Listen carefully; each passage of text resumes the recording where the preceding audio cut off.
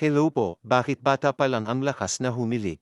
Paraman buwelva po uli. Ang laging paghilik ng mga bata ay maaaring senyales ng problema sa kalusugan na kailangan matingnan ng doktor. Hindi lang matatanda ang humihilik, pati din po ang mga bata.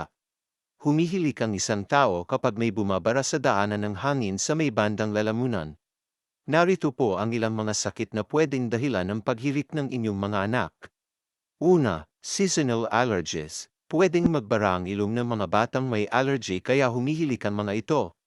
Pangalawa, sinus infection o sipon. Pangatlo, deviated septum. Tabangi o hindi pantay ang cartilage na naghihiwalay sa dalawang butas ng ilong ng isang bata. Mas makitid ang daanan ng hangin sa isang ilong at pwedeng magdulot ng paghilik. Pwede itong operahan para ituwid at makahinga ng maayos at maiwasan ang paghilik. Pang-apat, namamaga o may impeksyon mula sa virus o bakterya sa tonsils ng isang bata. Maaaring bumara ito sa daanan ng hangin kapag sobrang laki ng tonsils kaya humihilik ang isang bata. Pang-lima, obese o sobrang bigat ng timbang ng bata kaya sumisikip ang daanan ng hangin na nagdudulot ng paghilik. Pang-anim, sleep apnea kung saan panandaliang tumitigil sa paghina ang isang tao.